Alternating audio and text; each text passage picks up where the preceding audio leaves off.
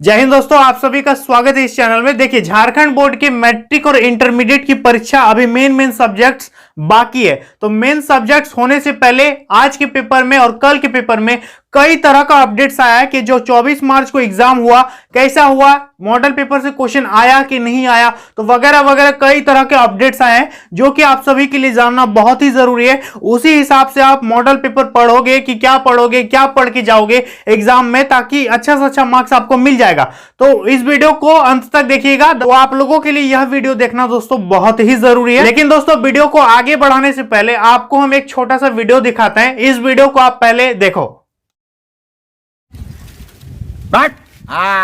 अरे भैया यही देखिए भाई साहब, मैं बस यही कहना चाहता हूँ, मेरे अंगने में भैया ताली बजाइए।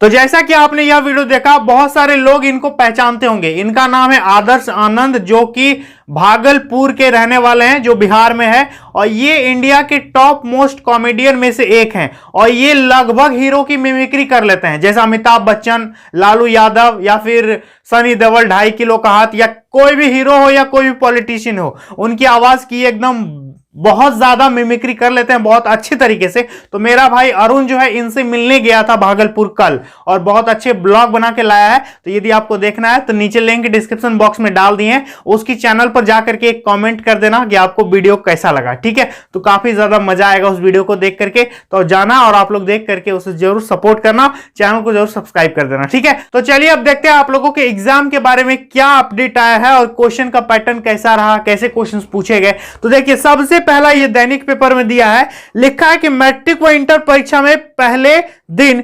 96% विद्यार्थी हुए शामिल, 90% प्रश्न थे आसान। यानी अटेंडेंस कितना हो रहा है, समझ में आ रहा है? बहुत दिन के बाद एग्जाम हो रहा है, तो अटेंडेंस एकदम चला गया 96%। यानी 4% स्टूडेंट एब्सेंट है और 96% विद्यार्थी जो है एकदम एग्जाम में प्रेजेंट हो गया, क्योंकि बहुत दिन से आप लोगों ने ऑफलाइन एग्जाम नहीं दिया है, तो अटेंडेंस बहुत ज्यादा हो रहा है। समझ में आ गया? दूसरी बात, 90% प्रश्न आसान थे, यानी 90% क्वेश्चन जो है वो इजी है, और 10% क्वेश्चन, एक दो ठो क्वेश्चन थोड़ा थोड़ा टफ आ रहा है, ठीक है। 90% क्वेश्चन आसान पूछा जा रहा है। आगे देखो, इस पे क्या लिखा है कि जैक द्वारा मैट्रिक और इंटर की परीक्षा गुरुवार से शुरू हो गई। पहले दिन वोकेशनल और आईटी पेपर की परीक्षा में 96% उपस्थिति रही। पहले दिन वोकेशनल का था, अभी मेन बाकी है, उसी हिसाब से तैयारी करना, जो भी हम आपको बताएंगे। ध्यान दीजिए, लिखा है कि मैट्रिक और इंटर दोनों टर्म की परीक्षाएं एक साथ हुई। फर्स्ट टर्म की परीक्षा ओएमआर पर हुई, जबकि सेकंड टर्म की परीक्षा उत्तर पुस्तिका पर हुई। ये तो आप लोगों को पहले से ही पता है।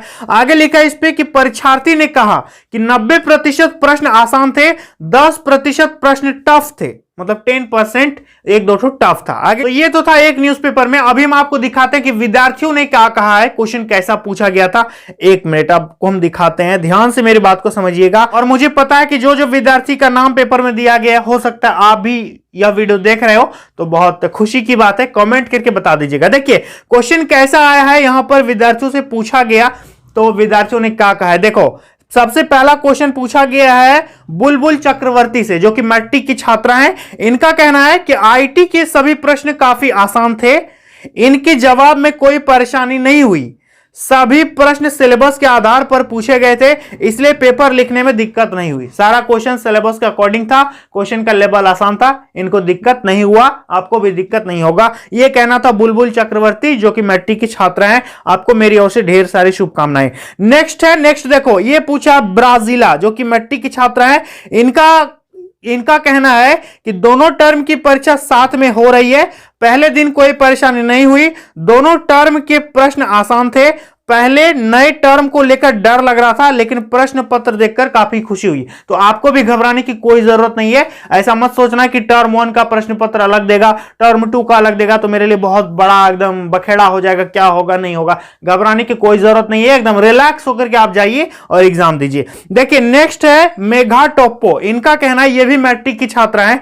इनका कहना देखो कि टर्म 1 की परीक्षा पहले हो गई होती तो और अधिक आसान होता। आगे लिखा है, हालांकि ऑब्जेक्टिव व सब्जेक्टिव के सभी प्रश्न दोनों सिलेबस के आधार पर ही पूछे गए, उम्मीद है कि सभी पेपर ऐसे ही होंगे। तो बहुत आसान क्वेश्चन था, सब्जेक्टिव ऑब्जेक्टिव दोनों मिला करके क्वेश्चन आया था, 5 मिनट का गैपिंग वगैरह था, सारा चीज। देखो इसके बाद है आकाश केरकेट्टा, जो कि इंटर के हैं। आकाश जी का कहना है कि हेल्थ केयर के प्रश्न समझ में नहीं आ रहे थे, सभी प्रश्न काफी कठिन लगा, समझने में मुश्किल हो रही थी।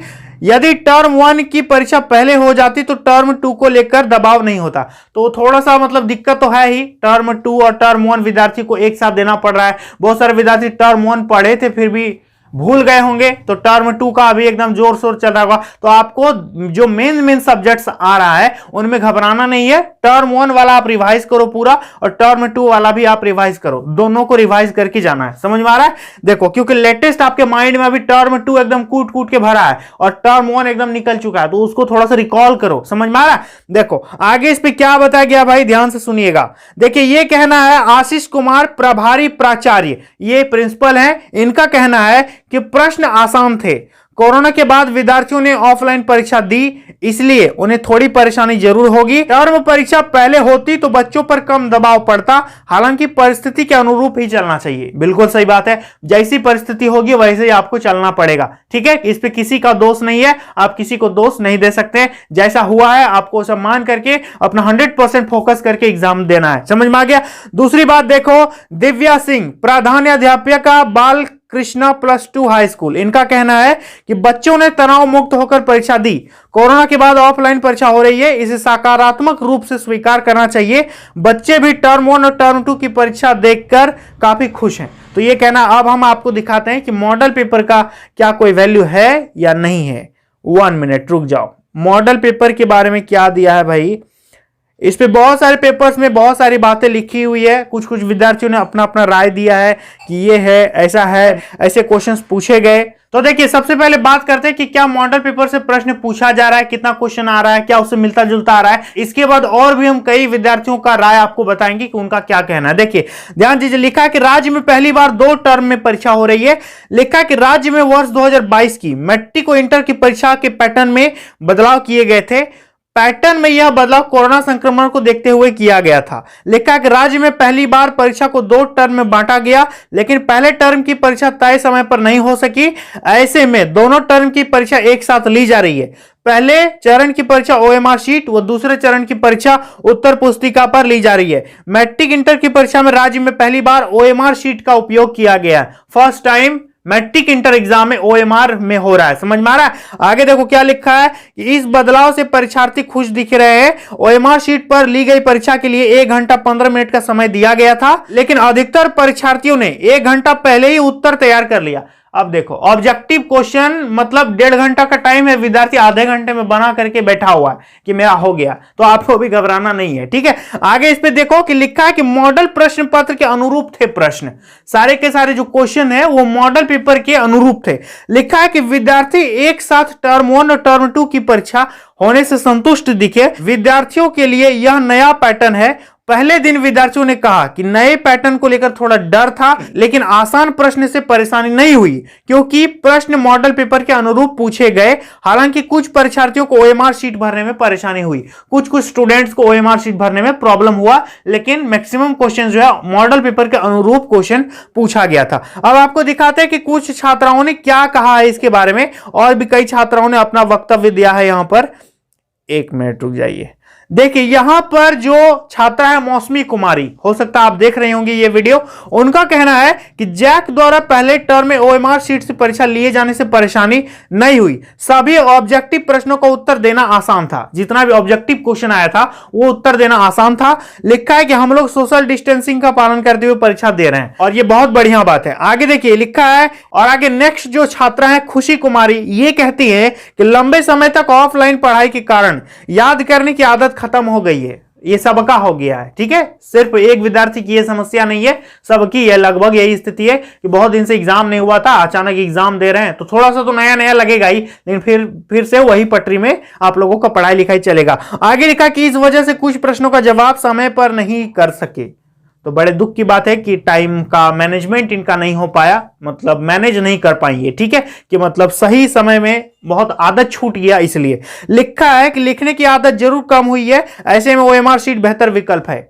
सब्जेक्टिव वाला इनका थोड़ा सा लिखने का आदत खत्म हो गया है, इसलिए इनका कहना है कि थोड़ा क्वेश्चन मेरा छूट गया, लेकिन ऑब्जेक्टिव वाला मेरा बहुत बेस्ट गया। और अगले छात्र हैं अफसर इमाम। इनका कहना है कि कॉमर्स का पेपर बेहद शांतिपूर्ण माहौल में हमने दिया है, एक आध प्रश्न को छोड़ दें तो बाकी प्रश्न आसान थे। गर्मी के बाद में हम लोग ससमय सेंटर पर पहुंच गए, तो ये बहुत ही काबिल तारीफ की बात है। आप गर्मी वगैरह सब चीज त्याग करते हुए सेंटर पर पहुंचे, इसमें आप ही का बेनिफिट है, आप एग्जाम हॉल में टाइम में पहुंचिएगा। आगे देखिए, अगले जो छात्र है ये है सुदेश्वर महतो। इनका कहना है कि परीक्षा से एन वक्त पहले कुछ राजनीतिक पार्टियों के द्वारा, ये तो खैर अलग ही प्रॉब्लम है, इनके बारे में हम लोग चर्चा नहीं करेंगे, ठीक है। तो ये ओवरऑल कहने का मतलब ये है दोस्तों कि मॉडल प्रश्न पत्र के अनुरूप क्वेश्चन पूछे जा रहे हैं। ऑब्जेक्टिव क्वेश्चन जो है विद्यार्थियों से जल्दी ही बन जा रहा है, विद्यार्थी बना करके बैठ रहा है, लेकिन सब्जेक्टिव में थोड़ा सा दिक्कत हो रही। तो आप लोगों को करना है कि सब्जेक्टिव में लिखने का प्रैक्टिस करो, समझ में आ रहा है, क्योंकि जितना टाइम ऑब्जेक्टिव में मिल रहा है आपको लग रहा है कि ढेरी टाइम है, लेकिन सब्जेक्टिव में वो वाला चीज नहीं हो पाएगा, आपको प्रैक्टिस करके जाना पड़ेगा। समझ में आ गया। तो जाते जाते हम बोलना चाहेंगे कि वो जो आदर्श आनंद वाला वीडियो हम बताए, जो मेरा भाई गया था घूमने, नीचे लिंक डिस्क्रिप्शन बॉक्स में, एक बार जाकर के देख लेना और वहां पर जाकर के एक कमेंट जरूर कर देना, ठीक है। तो चलिए दोस्तों, आज के लिए इतना ही, मिलते हैं अगले वीडियो में बहुत जल्द, तब तक के लिए धन्यवाद।